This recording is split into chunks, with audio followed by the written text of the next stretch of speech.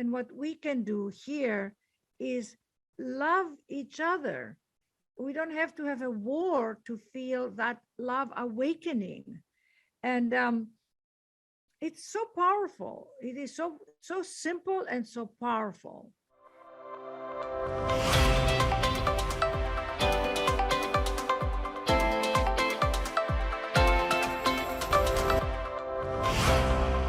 Agape, I wanted to say, you know, the beginning of this book touched me a lot. The introductory pages, apart from all beautiful chapters and the prayers, you talking initially about ego, about self-worth, about going inside, that to me was really resonant. So if you don't mind, I also want to read from those pages Please, too. anything. I love having my book read to me. Okay. No, it's cathartic almost. You know, it's so thank you so much for saying that, because I cannot tell you this. The preface had 12 drafts. 12 drafts. Yeah. And that's probably not even enough. It seems I like a lot. prayed But so much to crystallize and make it so palpable for people and make it alive, and so that it's not theory, you know, and bring it yes, to a very human level of my life. yes, yes. And I think I wrote you in an email, your honesty is brave, because I think in this day and age, so many people feel like scientific studies and textbooks and some form of truth in that sense is paramount or supersedes spirit. Yes, And you exactly. continue to prove and show to us that they can live together. Yes. And it seems like in this world, and we talked about it when we last met in person, that it's moving so quickly. The world order seems to be shifting at lightning speed, Yes. technologically, socioeconomically, politically, culturally, everything is shifting. Yes. Yet, how can our mind and our emotions keep up? And it seems as though, at least to me, we are all living from anxiety and from ego as Mhm. opposed to calm. Yes. What drives us every day is anxiousness, restlessness, ego, as opposed to a Well, calm, peaceful place. instead of, I would say, even beyond ego, I would say the human condition, because I don't want to give ego a bad rap. I mean, ego struggles to maintain itself and to maintain us, and ego can be so valuable in a way because it gets you up in the morning and gets you going, you know. And if people who have a very low ego start to doubt themselves and start to feel untrusting, and so I would say the human condition in its element, in its birth, in its humanity, we have fear, anxiety, and a sense of the uncertainty of our lives. It can be overwhelming. So what we are looking for is, can we reverse that, or can we give the brain and the heart and the consciousness another direction? So it would be like if you imagine two platforms, two trains, and that one track is the worry, the fear, the uncertainty, the feelings of lack, the insecurities, the not good enough, which is the humanness. And then on the other track, you have the trust, the knowing, the inner support, the confidence, the authority, the mental dominion, the connection to the source, the knowing that you're not alone, in partnership with the divine, in partnership with God. And then in between the two trains, there is a platform. And that platform, that bridge is, to me, the prayer. How do Yes. you shift from here to there? And the prayer does is walk you through the platform to get to the other train. Yes. And you are now on the right track. And then because of the nature of the rumination and the habit, we go back to the other train. Ideally, it would be really nice to destroy the tracks of the other train so the other train doesn't exist. Yes. And maybe even reverse that so that we are always on the train, but it doesn't happen. It's just life will keep bringing us experiences that make us jump to the other train. Yes. And of course, this has been a part of human existence for time immemorial. And we've used practices, contemplative practices. And now there's a new burgeoning area called contemplative sciences that we're looking at. And prayer is one of those modalities, beautiful modalities that can anchor us in an unmoored world. And I would love for you to, and I think this is one of the questions that Lauren emailed as well, explain to people who might not realize that prayer can be secular. Well, prayer, unfortunately, has gotten a bad rap because it's associated with religion. And religion is segregated. It just it makes us feel separate. So that you are Hindu and I'm Christian and he's Catholic and she's Buddhist and she is Jewish. And so we feel separate because in the name of God, we have separated ourselves. And prayer is completely associated with religion. So when you say, let us pray, to people, they immediately might tighten up and go in contraction. Like, who are you praying to? Are you Yes. praying to Jesus? Because I don't believe in Jesus. Or are you praying to Buddha? Or are you praying to Krishna? So immediately the humanity goes into contraction. I mean, unless you are one of those people that has embraced prayer in their lives as a way to awaken the spirit. So what I wanted to do with this book is give people a template of seeing yourself as the beloved, seeing the beloved in you, as the mystic poets Rumi, Hafiz, Kabir call, whom I adore, the beloved, the divine. And that mystery of the spirit is what I wanted to awaken in a very human way.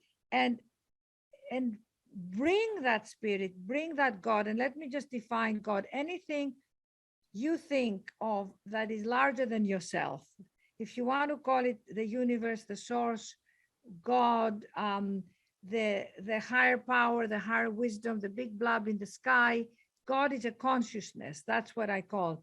So to bring that consciousness of the spirituality of the divine, of who we really are part of, into our everyday life, into every action, so that if you are going to work and you're going to be feeling anxious about a certain meeting, or if you are having an argument with your significant other, or if you're having a challenge with your children, or if you're having challenge financially, I mean, the endless challenges we have every day, or even if you're just having an off day, or if you wake up and you're feeling out of sorts, can you at that time, can moment, go into prayer, which really basically, let me just spell it out. It's an invitation.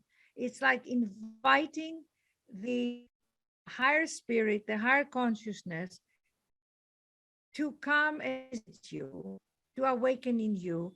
And you, the humanness, is the hostess, the host. And you go, I'm going to open my door, please come in. Because the spirit won't come in with closed doors, won't bang down the door and says, you need to talk to me. Spirit is not he's not going to crash. It is not going to crash your party. You have to invite them in. Once you invite them in, you might start to feel the slight shift. So it is so palpable when you feel the shift from the mental state of anxiety, let's say, And what does it take? It takes, and I spell it out in the book, uh, it takes quietness, it takes a moment of listening. Because listen, if you are going to be in your devices looking at your next text or your next email, your news that are horrific at the moment, and then you say, well, I'm going to pray, maybe you need to put this away, and maybe you need to really go into a quiet space till you practice that,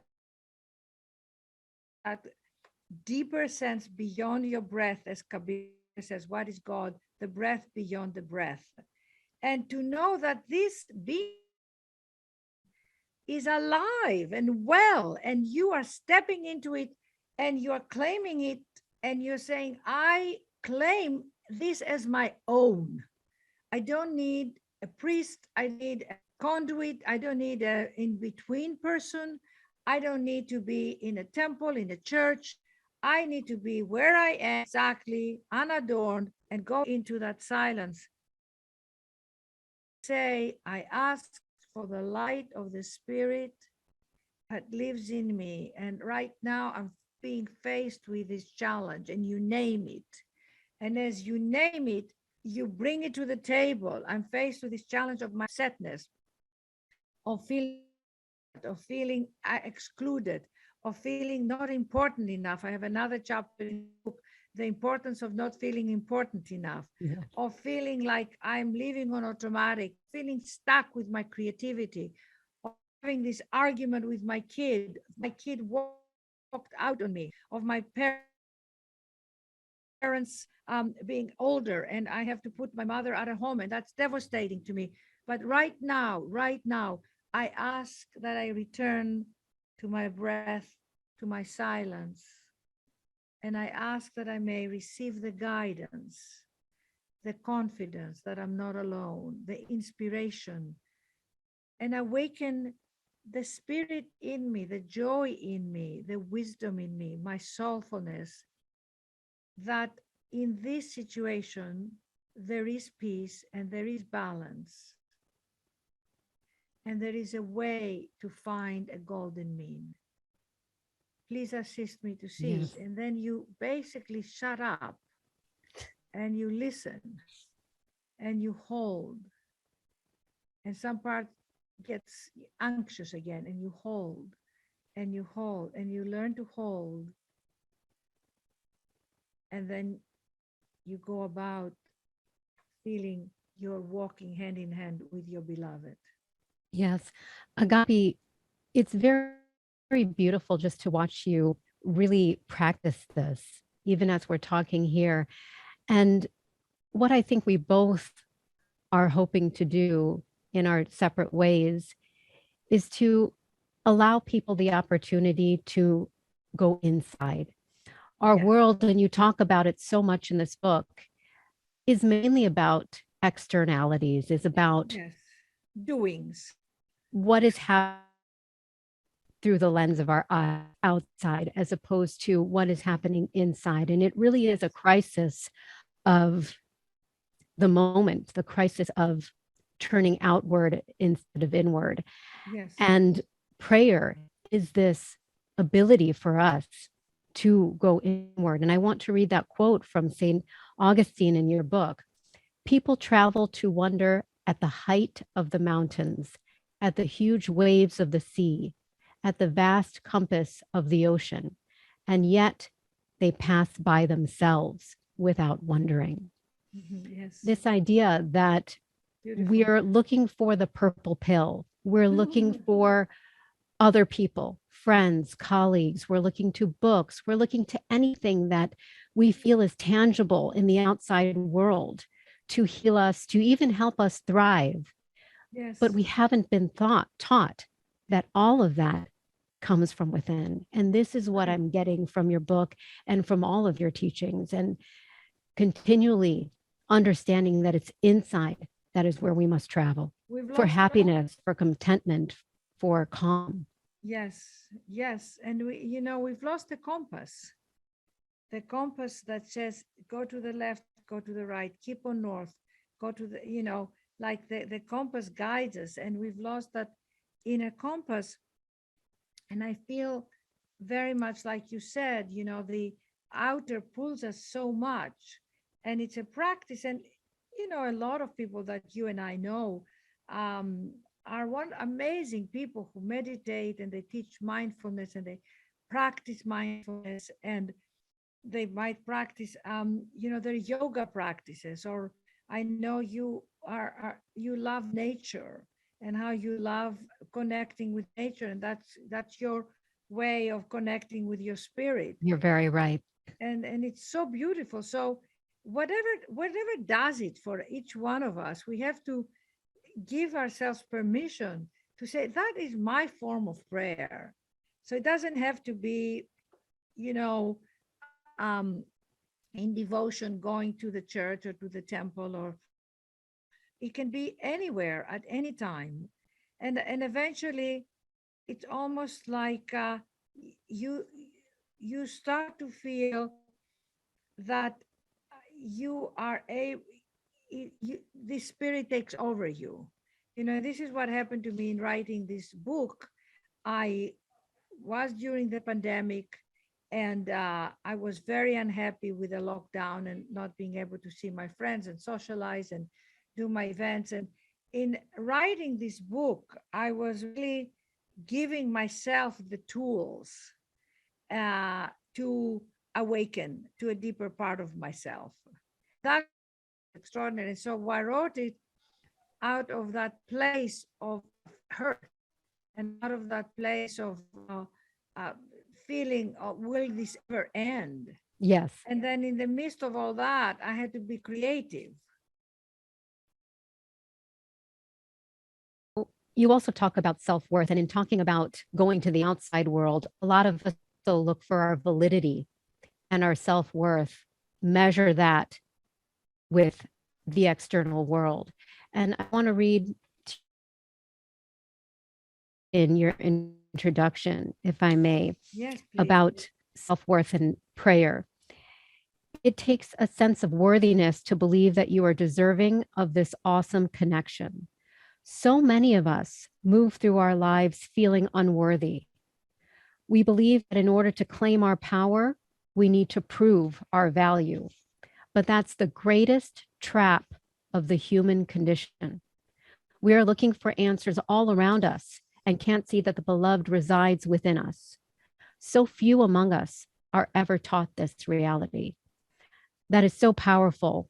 This word you say, trap, it truly is.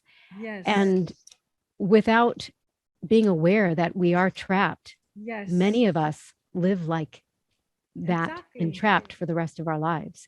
Yeah, and we think, and what is the greatest trap is to think that we are alone, doing Yeah. this life alone, Yes. and that there is no guidance, there is no support. And I call it, it's so funny because originally my book title was going to be The Soul of Prayer, Your Invisible Support System.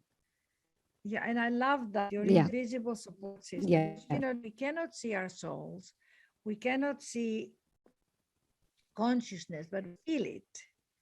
And what I'm asking people through this book and through this awareness of the prayers is to literally keep it by your bedside and make a practice to just open it up at any time, in the morning, at night, and to just start reigniting the wheels of asking and listening. Because asking, listen, let's say I had a girlfriend of Ariana's at dinner at our home, and she was time of she had lost her as a journalist, and her boyfriend left her after 7 years, and she was having a hard time with her mother. And Ariana said to me, "Why don't you go and talk to her?" So I went to her and I said, "Jessica, why don't we pray? I know you're having a hard time." And she said to me, "Who shall we pray to?" And it's like, I'm sure a lot of people might ask you that.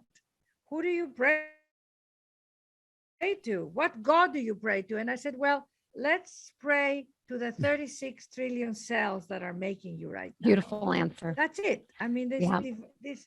I mean, I don't know what God to pray. It's not, Yeah. it's the life force. It's your life that is for you because it's Yeah. breathing you.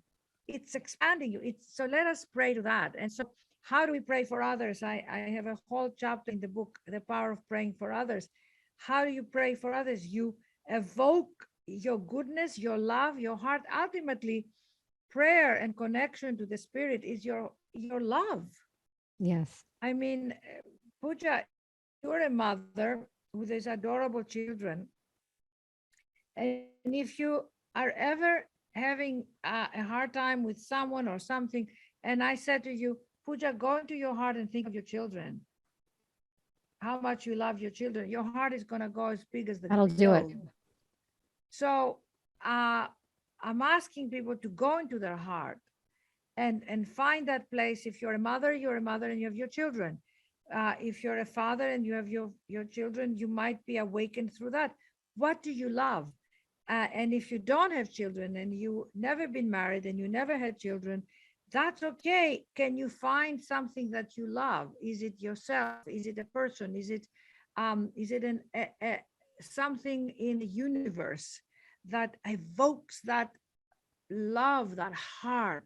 And you say, oh my God, my heart is going to explode when I'm with this person. And that love, when it's awakened, it's the healer. So if I go to you and I bring that love, like if you brought that love, let's say to a student of yours or somebody who is struggling from another country, who feels disconnected right now, the people who are feeling so afraid and so devastated with what's happening, there is one thing everybody can do, which is pray, hold each other's hands, give them clothes, shelter them, but love them, love them so much that the fear disperses. And what we can do here is love each other. We don't have to have a war to feel that love awakening. And it's so powerful. It is so simple and so powerful. And Yeah. and to be reminded that we are all extremely vulnerable and we're Yes. all extremely human. Yes. So Yes. this is just another tool in our toolbox. These prayers, I put my own words, but I encourage people, write down your own prayers. Yeah. Write them down. Let your heart speak, and you'll be moved by your own truth, by your own incredible openness, and you can go, oh my God, there's so much in here. Yes. And you'll go, oh my God, I've been judging myself as not good enough. I mean, I'm the jewel of the universe. I love it. We talked a little bit about how ego helps us. There are also instances, of course, and you've written about it many times in the book, where ego can set us back with the negative self-talk, with the chatter, with the monkey mind that we all live with, the 60,000 thoughts that go through our heads every day. 95% or so are useless. And negative, I know. Yes. And I want to read another passage where you talk about going beyond the ego. And we really need to do that in order to connect with our deeper selves. And a lot of people talk about it as going beyond thought, going beyond the intellect. You say, I never think of God as a being, I think of God as a state of being.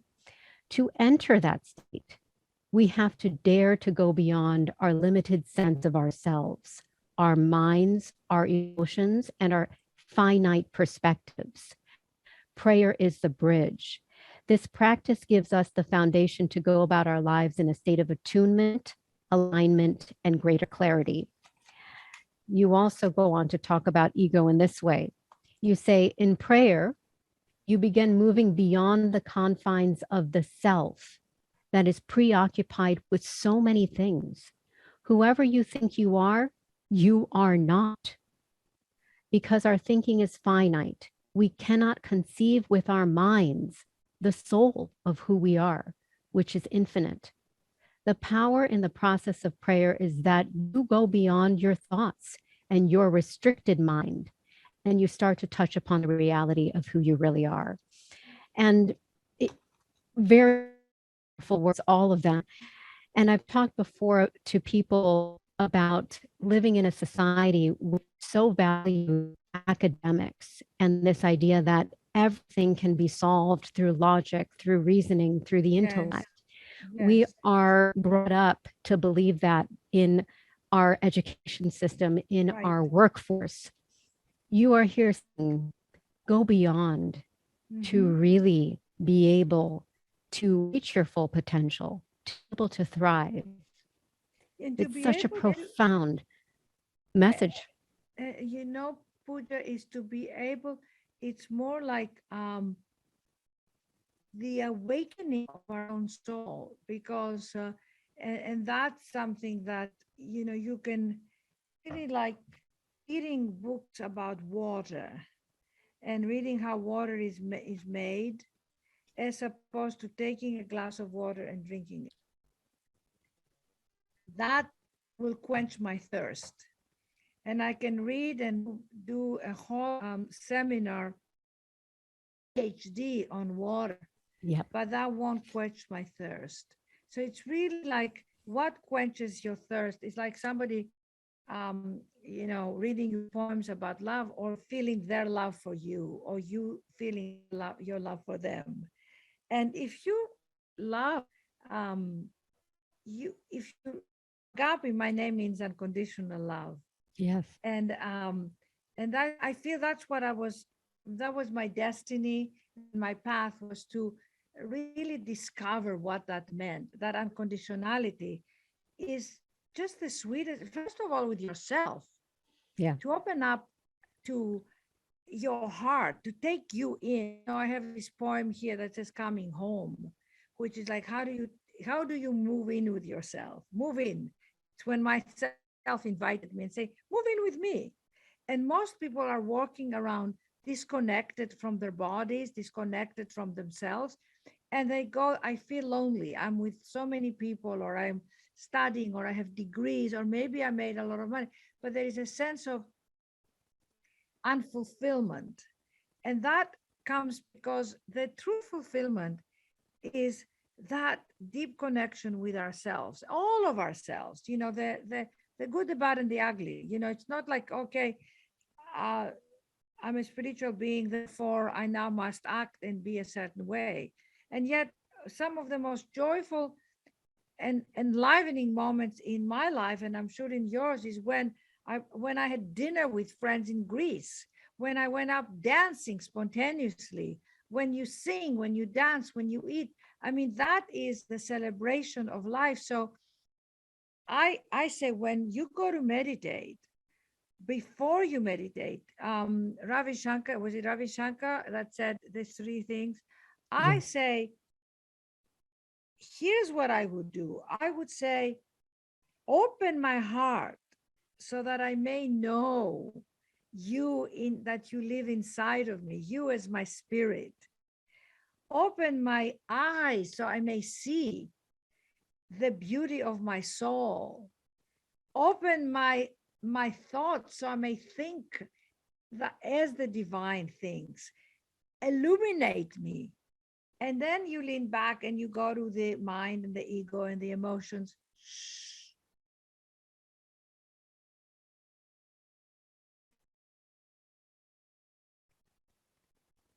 And you shush them.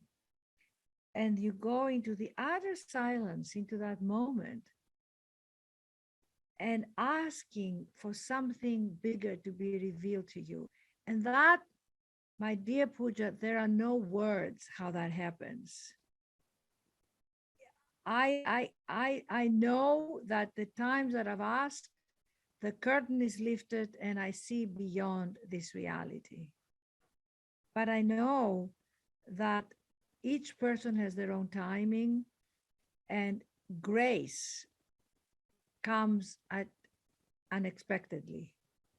Like, you know, when I had my spiritual awakening, I was 23 and I was searching. I didn't know I was praying, but you see, our souls really praying for us So we might be disconnected from our souls, but our souls are calling us.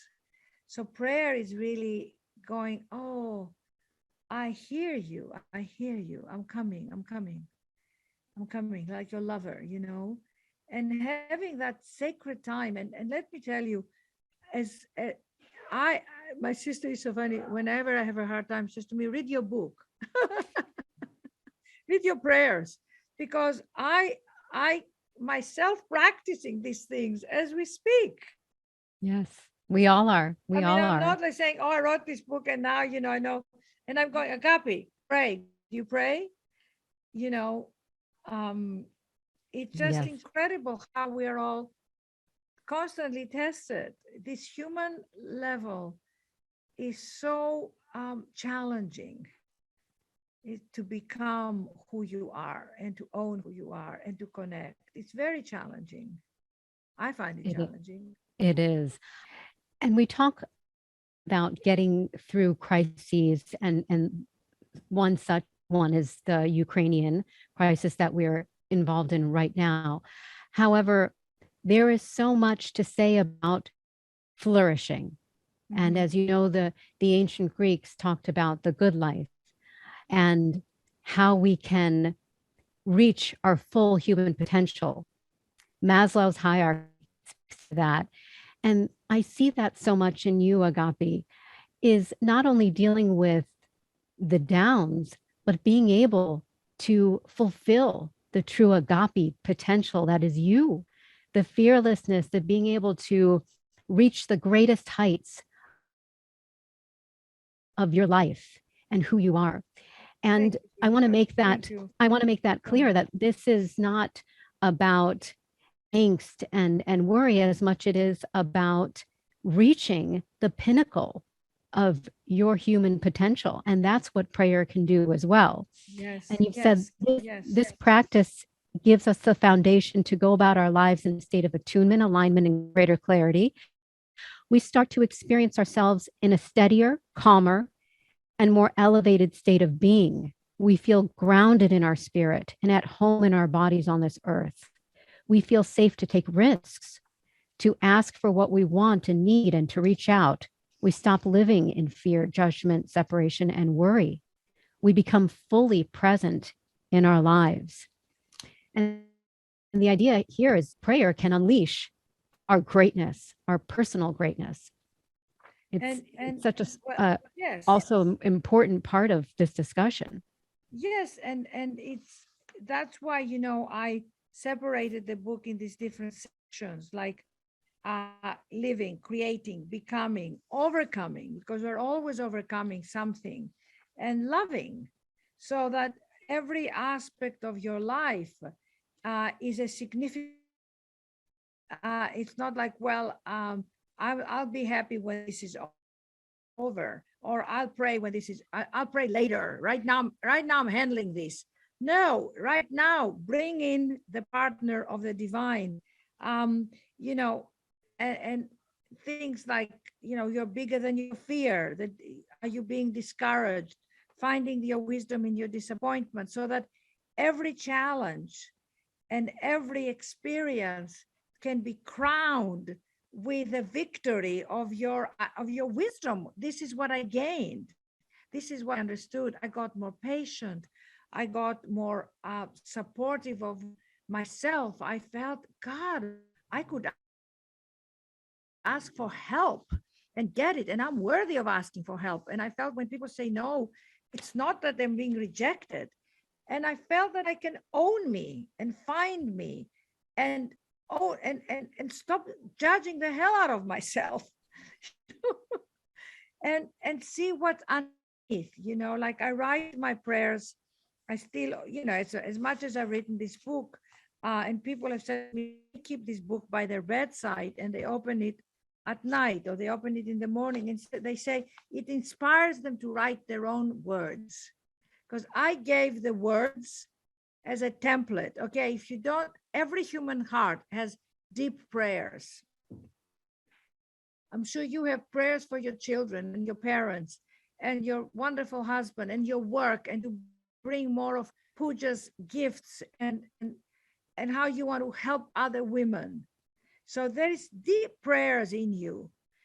Imagine if you took all these prayers and put them down in words.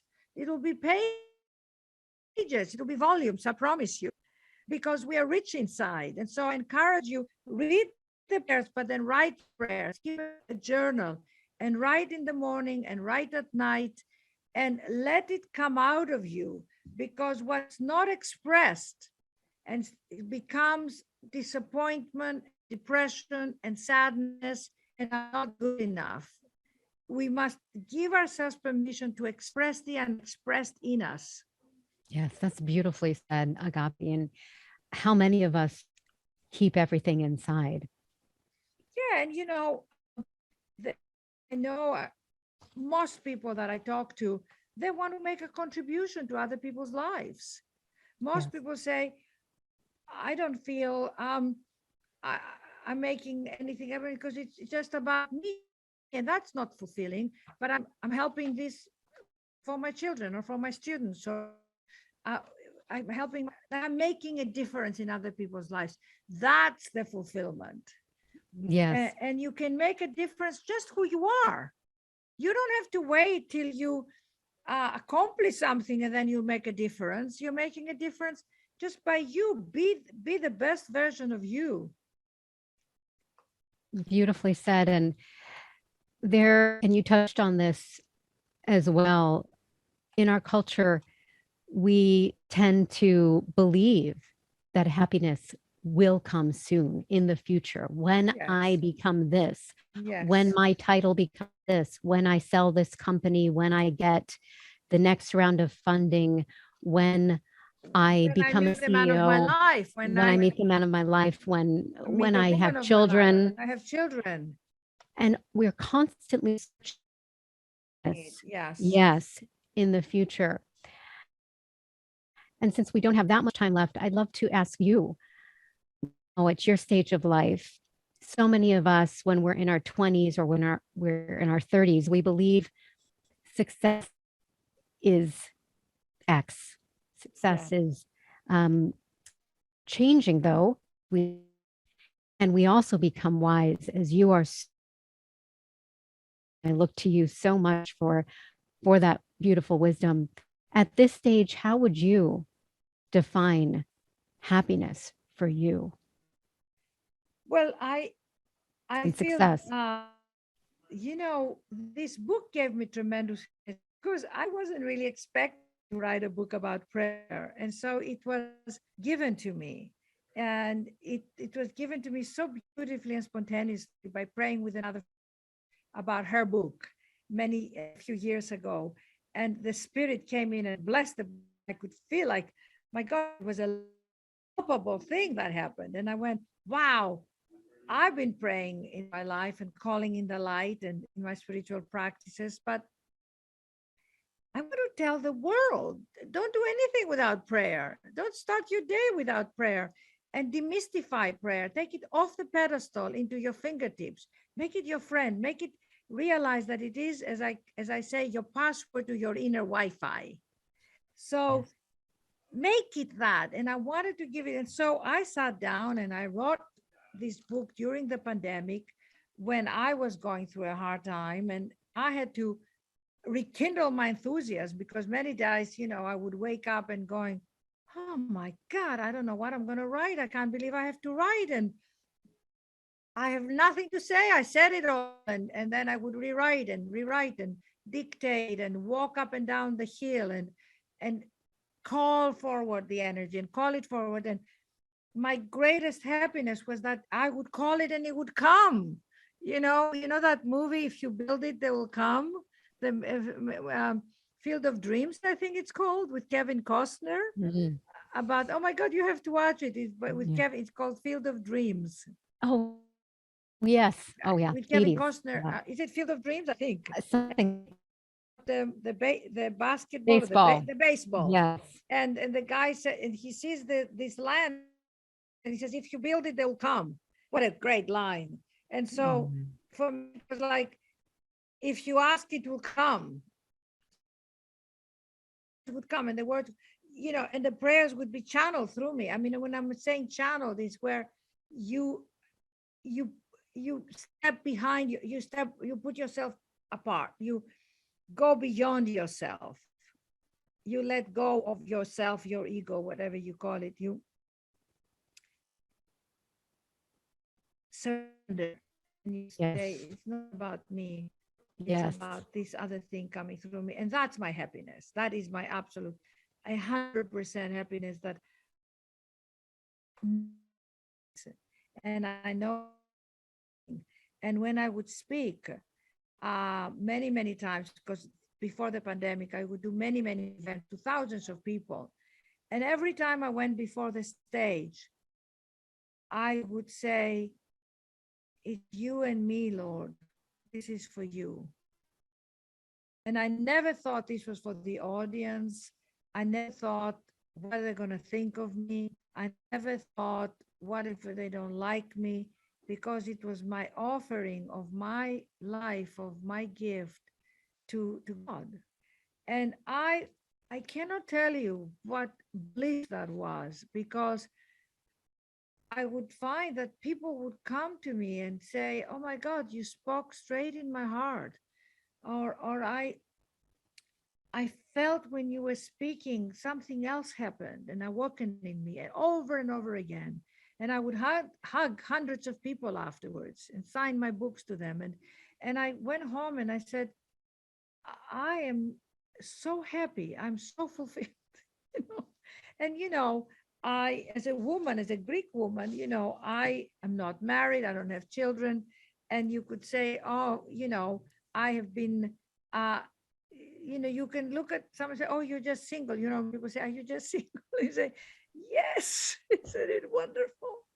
I'm saying, for all my single friends out there, if you are single, enjoy it, because it's it's wonderful. You can have amazing life without being a woman and not being a mother, and being a woman and not being married. You can be extremely happy. We have to find it.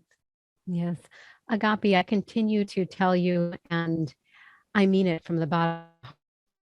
You are an embodiment to me of spiritual genius, Oh, spiritual intelligence, and it truly comes from fearlessness and from courage, bravery for you to be able to connect so deeply with yourself and then be able and to take share it risks. with the I've taken world. risks.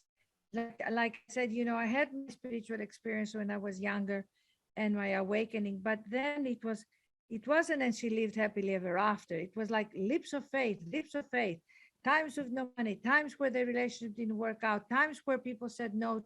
I was raising money, leaps of faith to get Yes. overcome hoops Yes. and what do you call it? Over the fence, over the fence. And then suddenly the fields open up. Oh, this is wonderful. Yes. I'm here. And when you say that, you go, yeah, but look what it took to get you here. Yes. Beautiful. Agape, thank you so much for being with us Pooja, I today. love you. I I love you. love you You're too. shining such a light. My prayer for you, can I say my prayer for you? I love it. Is to see your amazing beauty. Your beauty, the beauty of your soul is so exquisite. I see it. I pray that you will know it deeply and own it, because it is who you are. You are such an amazing, beautiful woman. And I mean that inside out, like you have this soulfulness and this kindness and this caring to do so much good in the world. And I feel it. And I just want you to take you in. For more on how to find calm and freedom in a fast paced world, hit the subscribe button below. And please share this wisdom with someone you love.